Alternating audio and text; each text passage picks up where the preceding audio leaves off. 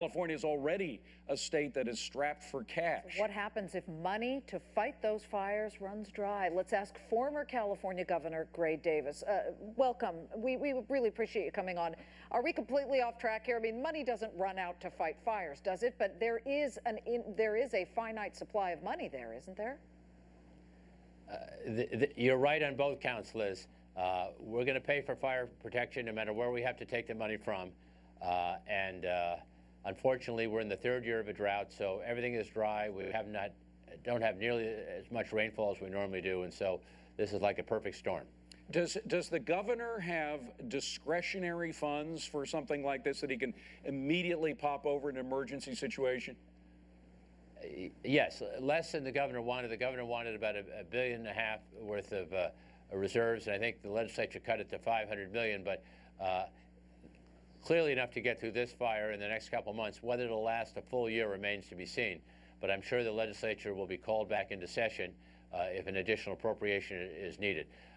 This costs money, but at the end of the day, people are willing to pay for fire and police. Yeah, oh, absolutely. And we're looking at a devastating fire here that threatens some 10,000 homes. It's already burned more than 21.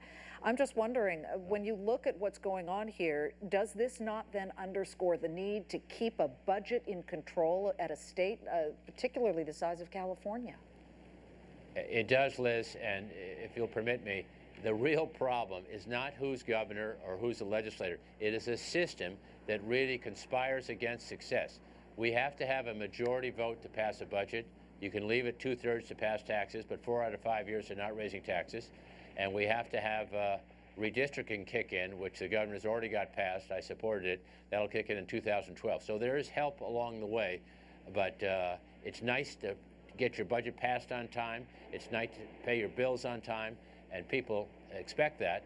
Recently, they've expected California not to do that, but within a couple of years, we should be back on track. Well, nothing focuses the mind as much as an emergency such as this one, which is, after all, now a deadly emergency because those firefighters who died in the incident just a couple of hours ago, really.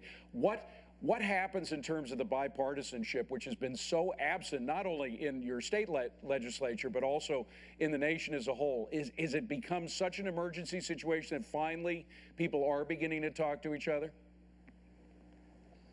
I hope so, David. Firefighters protect your home whether you're a Democrat or Republican. They only come when you need them, and boy, when you need them, they have to be there. And so people who cut back on firefighting protection, be it the city level, the county level, or the state level, they're going to have some questions to answer. I know these are tough times, but the two services that people want, no matter how good the times are or how bad, are law enforcement and fire protection, paramedics. So cutting their budgets is not a good thing. Amen. We couldn't agree more with you. Thank you very much. Former California Governor Gray Davis coming on to talk with us about this. He's always there for us, and we do appreciate it.